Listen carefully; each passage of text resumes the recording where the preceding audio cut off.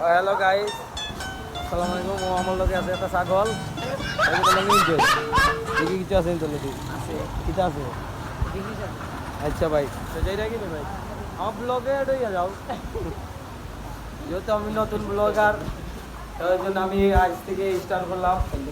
আমাদের সবাই সাপোর্ট করবা। ও ও আর গরু আস্তে খাম নাই বুঝলাই তো আর কিটা করবো। আমার পেজে লাইক করতো, কমেন্ট করতো। এটা হলো ঢাকাইয়া আবাদি সাবাদি উচ্চ, আর কিছু না। আর আমি হলো চৌধুরী, আমি হলো খাস সিলেটি।